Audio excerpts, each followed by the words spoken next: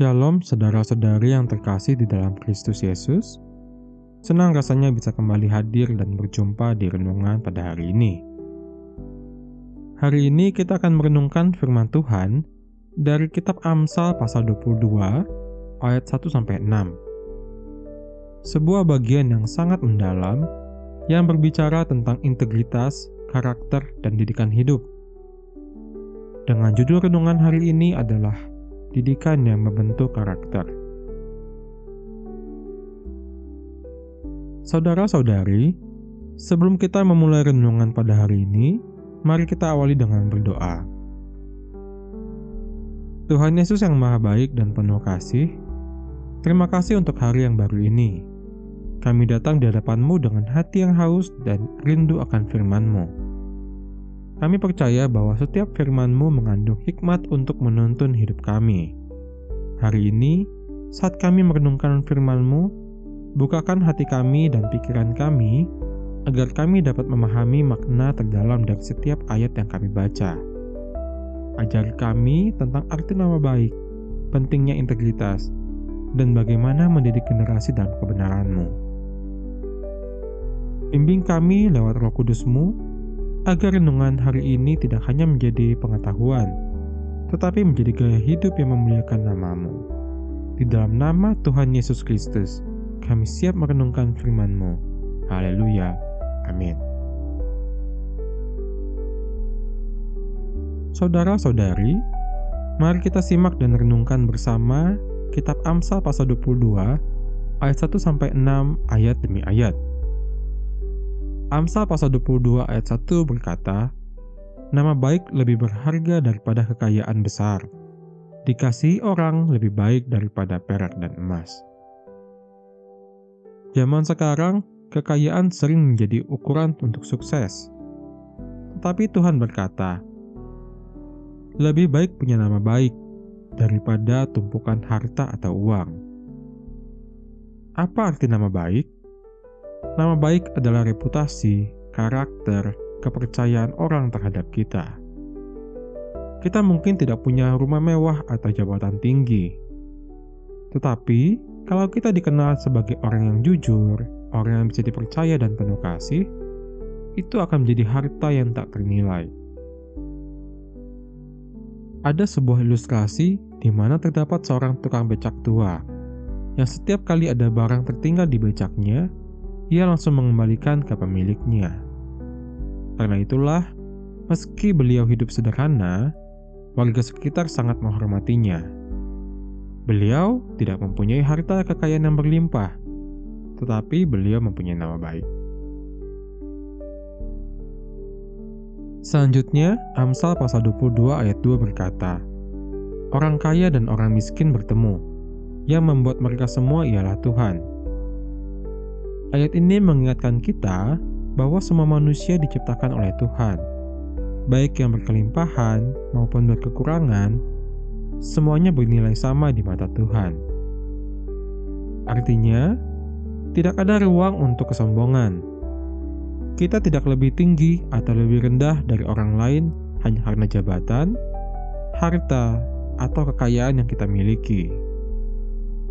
Jadi saudara, apakah kita memperlakukan semua orang dengan kasih dan hormat? Ataukah kita hanya menghormati yang kaya saja? Selanjutnya, Amsal pasal 22 ayat 3 berkata, "Kalau orang bijak melihat malapetaka, bersembunyilah ia. Tetapi orang yang tak berpengalaman berjalan terus, lalu kena celaka." Firman ini mengajarkan kita untuk berpikir sebelum bertindak. Orang bijak bisa melihat adanya bahaya dan mengambil langkah untuk menghindarinya. Tetapi orang yang ceroboh, dia akan terus berjalan tanpa adanya pertimbangan dan akhirnya terjatuh.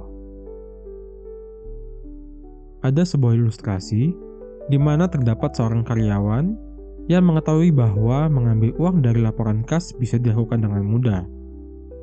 Tetapi dia juga tahu itu adalah cara yang berbahaya. Sekali tergoda, bisa berujung pemecatan, malu, bahkan penjara. Orang bijak akan memilih untuk mundur.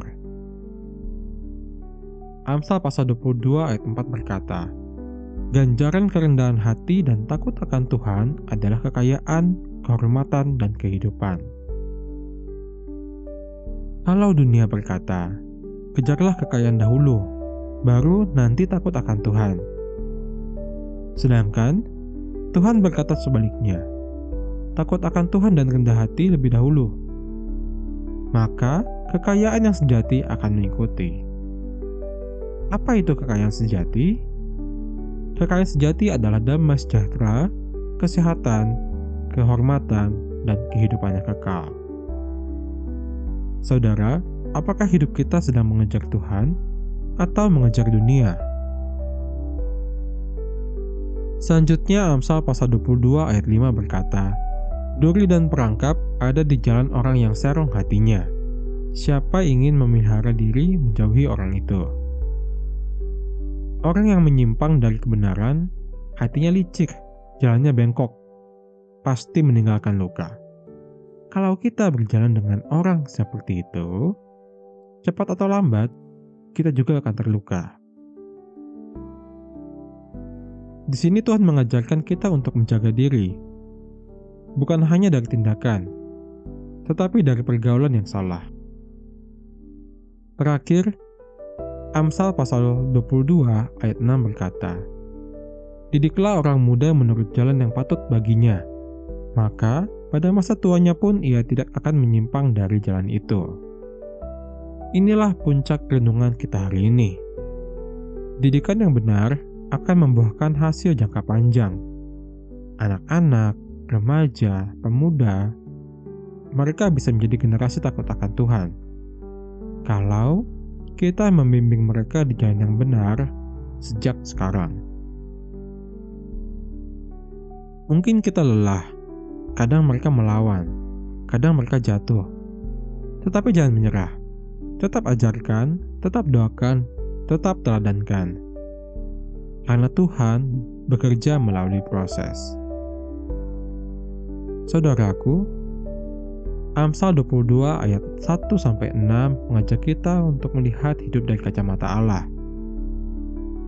Yang pertama, nama baik lebih penting daripada emas atau kekayaan. Kedua, semua manusia setara di mata Tuhan, baik yang berkelimpahan maupun yang berkekurangan. Dan yang terakhir, didik generasi penerus dengan kebenaran firman-Nya. Karena hasil didikan pada jalan kebenaran akan mendatangkan syukur dan berkat ketika buahnya terlihat. Tuhan Yesus memberkati kita semua. Amin. Saudara-saudari yang terkasih, mari kita tutup renungan pada hari ini dengan berdoa. Tuhan Yesus yang setia, terima kasih karena Engkau telah menanamkan kebenaran dalam hati kami melalui firman-Mu pada hari ini. Kami belajar bahwa nama baik lebih berharga dari kekayaan, dan bahwa takut akan Engkau adalah dasar dari hidup yang penuh berkat. Tuhan, tolong kami untuk hidup dalam kejujuran dan integritas, di tengah dunia yang sering memutarbalikkan nilai-nilai kebenaran. Bimbing kami sebagai orang tua, guru, atau pembimbing, agar kami bisa mendidik generasi muda menurut jalan yang Engkau kehendaki. Berikan kekuatan dan kesabaran dalam proses mendidik dan membentuk karakter yang sesuai dengan firman-Mu. Dan jika kami telah gagal, tolong kami untuk bangkit dan mulai kembali, karena kasih setia-Mu tidak pernah berubah. Kami percaya bahwa buah dari didikan yang benar akan kami lihat pada waktunya, dan nama-Mu akan dipermuliakan. Terima kasih Tuhan, di dalam nama Tuhan Yesus Kristus. Kami bersyukur dan berdoa. Haleluya. Amin.